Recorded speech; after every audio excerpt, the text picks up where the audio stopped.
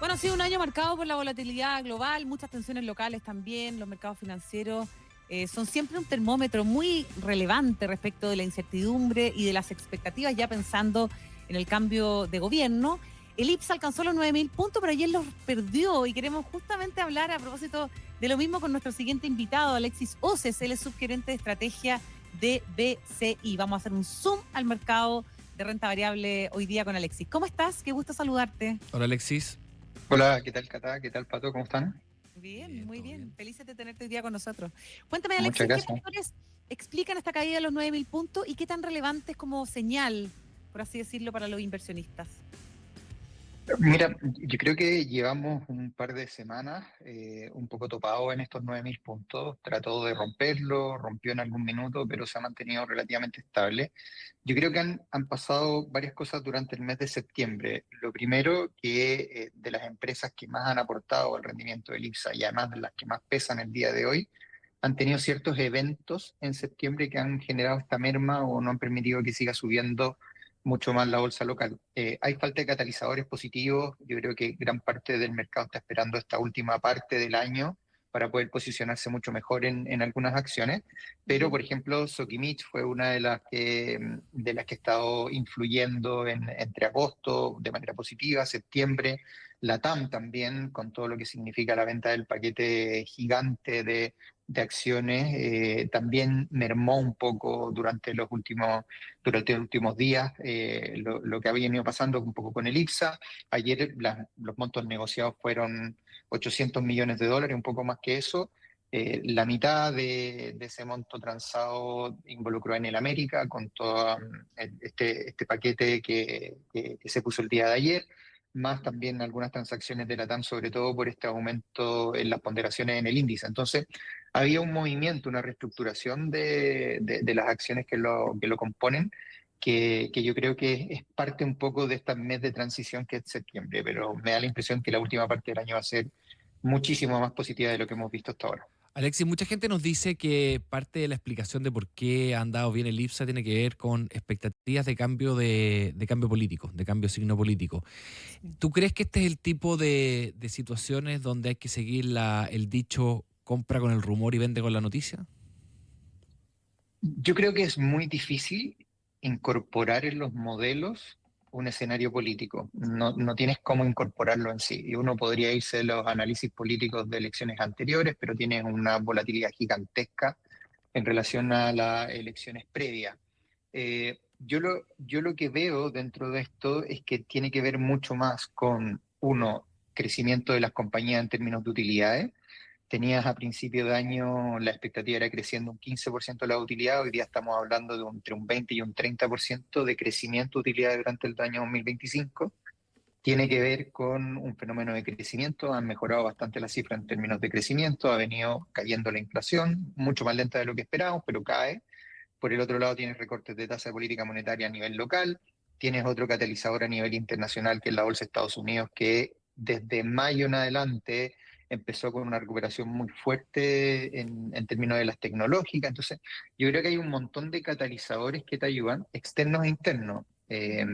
Por ejemplo, también tienes lo de la reforma de pensiones, que de alguna manera ha hecho de que inversionistas extranjeros otra vez vuelvan a mirar Chile como una localidad para poder invertir.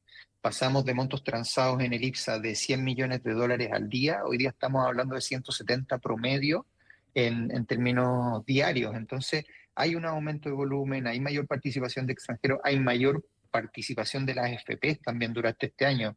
Llevamos varios meses consecutivos con inversiones en la bolsa local, ha aumentado un poco más el porcentaje de las AFP en su exposición a nivel local. Entonces, yo creo que hay un montón de fenómenos que sí me permiten explicar por qué llevamos un 34% de retorno en el año. Y la parte política yo creo que es muy difícil incorporarla en el modelo, aunque como expectativa sigue siendo lo que creo que va a mover un poco más la última parte del año. Ya. ¿Qué sectores han sido más como resilientes en el último tiempo, Alexis? Yo creo que los que más han explicado la bolsa local ha sido bancos, ha sido, bueno, industrial con Latam, y por el otro lado también tienes todo el sector retail, entre que tienes Cencosud, Falabella o algunos otros, que han explicado más de la mitad todo el retorno del IPSA. Y ahí es donde están las fichas ganadoras durante el año, sin duda alguna. Las que se han quedado pegadas en realidad son las commodities. Las CAP, las MPC, Copec y SQM, que aunque estuvo rojo, ahora está verde, pero debe estar subiendo, no sé, 15% en el año contra un 34%, como dices tú, del IPSA, o sea, bien por debajo. Sí, totalmente. Bueno, en varias veces que hemos hablado nosotros, yo siempre les he tratado de comentar que hay que hacerle el quite a la parte commodity. Por lo menos en el año lo reflejamos así. Nuestra decisión en los portafolios también lo tenía de esa manera. Esquivamos todo el sector commodity en general, CAP, Sokimich o las forestales por este efecto de volatilidad que había detrás de los precios. En un principio era Donald Trump con todo este efecto de tarifas y entre otras más, pero después ya fue diluyéndose un poco más al mercado. Estaba un mercado mucho más apretado, los precios del litio venían cayendo con mucha fuerza, estaban bajo los $10.000 la tonelada, por lo tanto estas proyecciones que tenían en un principio sobre Soki ganando un poco más se terminaron reduciendo, lo mismo pasaba con CAP. Entonces yo creo que el sector commodity, a pesar de que ha tenido unos meses buenos los últimos que hemos visto, en general, vaya la suma, en el total, son las más rezagadas sin duda alguna durante el año. Se anunció que le iba a poner Donald Trump un arancel adicional de 10% a la madera que podría pegarnos a nosotros. ¿Tú crees que eso podría dañar los números de quizás de Copec, de CMPC, que están ahí en el negocio de la celulosa? Yo creo que hay un mejor panorama para celulosa en lo que resta del año, pero no es tan bueno o tan positivo como en otros sectores. Yo preferiría seguir apostando mucho más por el sector bancario, por el sector retail, por el sector industrial en sí, que creo que van a seguir siendo las fichas ganadoras en lo que resta del año. Y tú lo dijiste, Pato, muy bien. Trump en estos impuestos, aranceles, y lo venía escuchando de la Cata un poco con el shutdown. eh, Creo que hay varias cosas que se van a centrar un poco más en Trump. Y yo creo que si uno hace el doble clic, lo primero sobre el shutdown, separar lo que es el impacto económico en relación al PIB. Efectivamente, cuando cierran algunas divisiones vas a tener un impacto en crecimiento, pero por el lado de mercado, la verdad que se diluye, no hay un impacto en el mercado. Lo hemos visto en los shutdowns anteriores. Otro dato que les aporto es que la mayoría de los shutdowns más largos han sido con cámaras de republicanos, e incluso con Trump a la cabeza en el 2018. Entonces, yo creo que la primera separación es esa. La segunda tiene que ver, y que ahí yo creo que, no sé si ustedes han entrado al detalle, se anunció hace un par de semanas atrás lo de no sé si llamarlo arancel o no, pero es un cobro de $100.000 por cada visa H1B que tengan Sí, las empresas en Estados Unidos. lo comentamos. Entramos un poquito más en el análisis. Yo, desde mi punto de vista, creo que hay un impacto grande que todavía no estamos viendo. Lo primero, porque son alrededor de entre 500.000, 600.000 visas H1B que tienen Estados Unidos. 75% del total de esas visas son de indios, ¿no? Entonces, tienes en gran parte de las tecnológicas en Estados Unidos que tienen personas trabajando extranjeras, representa a India, 75%. Ahí uno podría cruzar lo que tiene que ver con la guerra comercial entre India y Estados Unidos, que tenga que ser un impacto. Pero si tú te vas a las empresas tecnológicas, las visas H1B son alrededor de 85.000 al año que están destinadas. De esas, suponte tú 85.000, Amazon tiene alrededor de 10.000 visas H1B.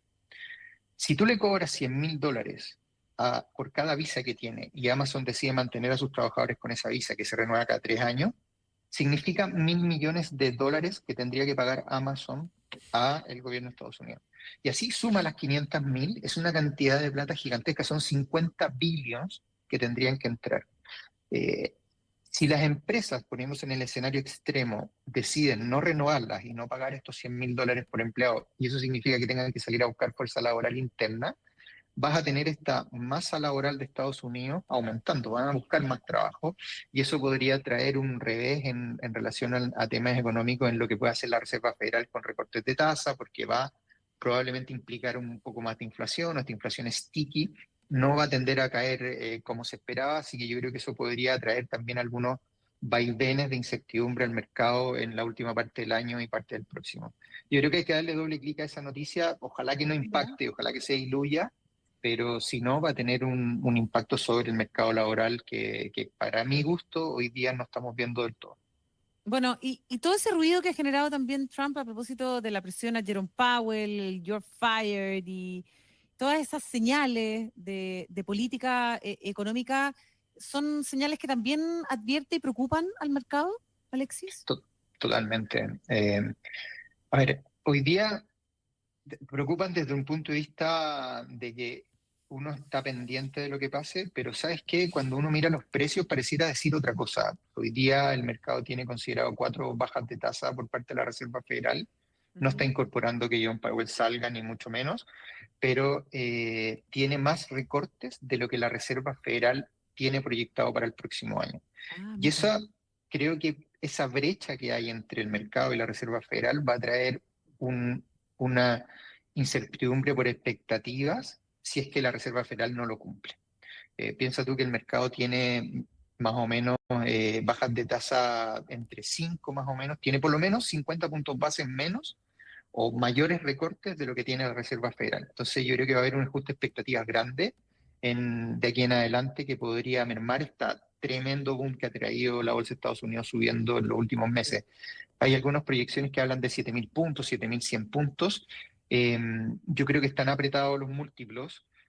Hoy día sí hay una diferencia, que este crecimiento de múltiplos, si uno mira el attribution de la ponderación, el attribution es básicamente qué es lo que ha aportado ese crecimiento de la bolsa de Estados Unidos, si es el múltiplo, si son las utilidades, el dividendo u otros. Hoy día, gran parte de lo que ha subido la bolsa de Estados Unidos ha sido por aumento en las utilidades de las empresas. Entonces es como si uno dijera un crecimiento limpio en la bolsa de Estados Unidos. Pero en el momento que se empieza a apretar y el múltiplo se expanda sin crecimiento de utilidades, yo creo que ahí vamos a estar viendo que se encarezca mucho más la bolsa de Estados Unidos y que probablemente se frene. Y esos capitales se van a ir diluyendo hacia otros mercados sin duda alguna. Yo creo que ahí se puede Mm. favorecer un poco más el latinoamericano. Alexis José, subgerente de estrategia de BCI, ya. Tú dices que en ese momento, cuando en el fondo se le acabe la benzina a Estados Unidos, los inversores van a empezar a mirar a otros lados. América Latina ha tenido un súper buen desempeño y de hecho en Chile los extranjeros no solo no han comprado, sino que han vendido. El último dato que yo vi eran 500 millones de dólares de venta en acciones chilenas. Entonces, ¿qué tiene que pasar para que miren a Latinoamérica de verdad? ¿Es necesario que se agote esta benzina, este combustible de Estados Unidos? Puede ser que haya temores, por ejemplo, que todo lo que está haciendo el presidente debilite su moneda y se busquen otros lugares, otras monedas para evitar un poquito el dólar. Yo creo que, y mira, esto es